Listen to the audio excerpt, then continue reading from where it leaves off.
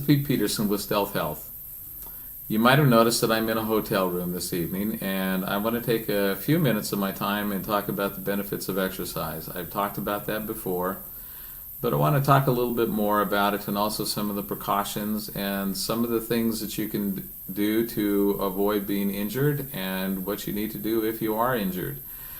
First, some of the benefits, and one of the primary benefits for many people from exercise, especially aerobic exercise, is that it alleviates depression. That doesn't mean that if you're on medications that you should stop medication.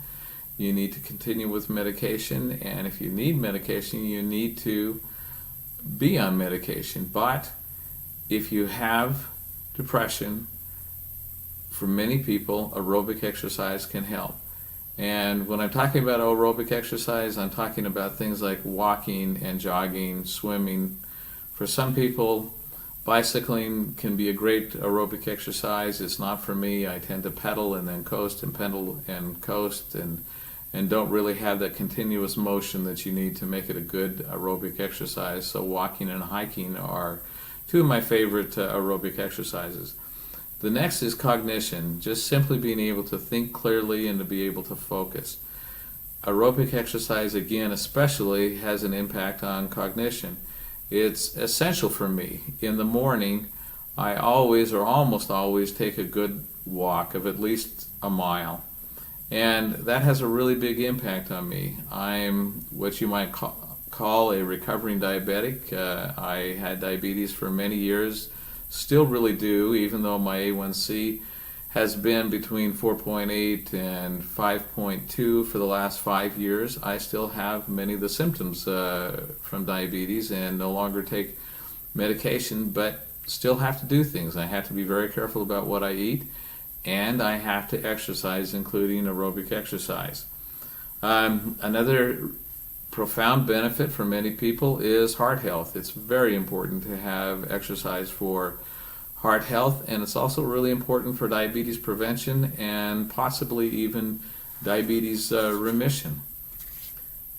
When you exercise, you want to make sure that you set realistic goals, and when you set your goals, you want to make sure that you set them in writing.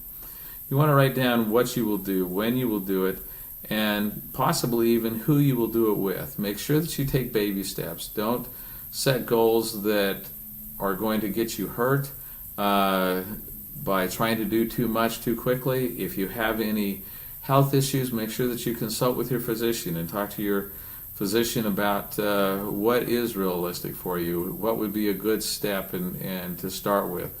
When I started losing the weight a number of years ago and I lost 115 pounds, I started with my exercises in just really small steps. I started with 1 push-up a day, and I did that for a week, and then the next week I did 2 push-ups, then the following week it was 4, and then I just added 2 push-ups each week until I could get up to 20 push-ups, which reminds me of something else I want to mention, and that is the importance of icing. For me, a lot of exercise that I did, especially when I was starting, I needed to ice after doing the exercise. If I didn't, I hurt a lot. And in fact, one of the big catalysts that finally made a huge difference for me, that caused me to decide, okay, I've got to lose this weight. I've been morbidly obese for 30 years and obese for most of my life, was I couldn't do really simple things without being in a great deal of pain, and I knew that I had to change my life. I had to make some huge changes in my life, and I was finally able to do that. I had tried and failed a number of times, but finally was able to do that. When you think about treating an injury, there's an acronym of RICE, which is rest, ice, compression, pressure, massage, that sort of thing, or elevation. Also, surprisingly, for cramps and things like that, sometimes mustard, eating a little bit of mustard can help. It has a lot of potassium, it has turmeric, and the mustard itself can be really helpful. I've also found that sometimes alternating between heat and ice can also be very helpful for me. Some of the things that are really important for injury prevention is, as I mentioned earlier, to build up slowly. I can go out now with my dog Belle, and I can do a 10 or 15 mile hike pretty easily and really have a good time and be safe and really enjoy it.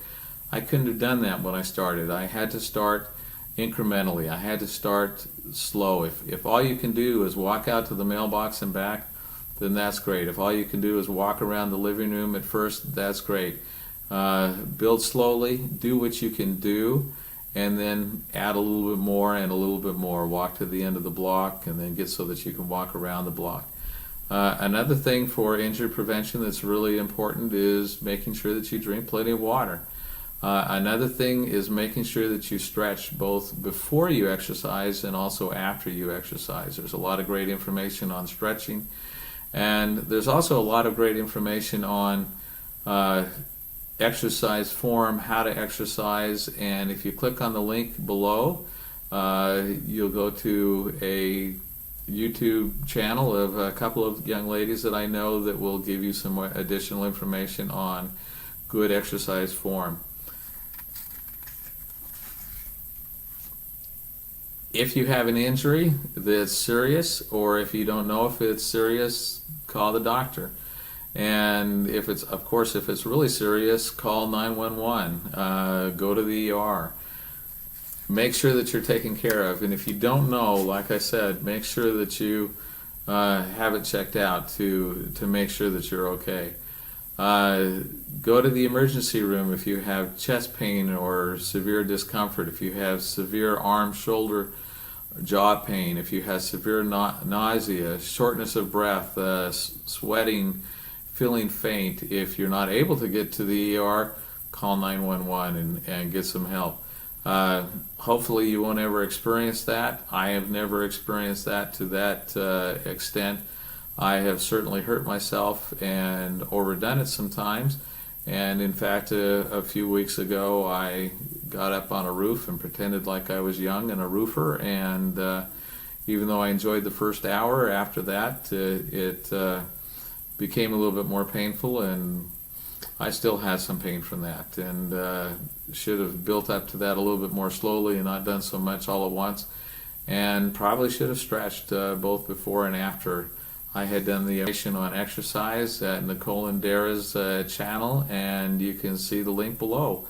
Thanks for watching. Please share this, please subscribe, and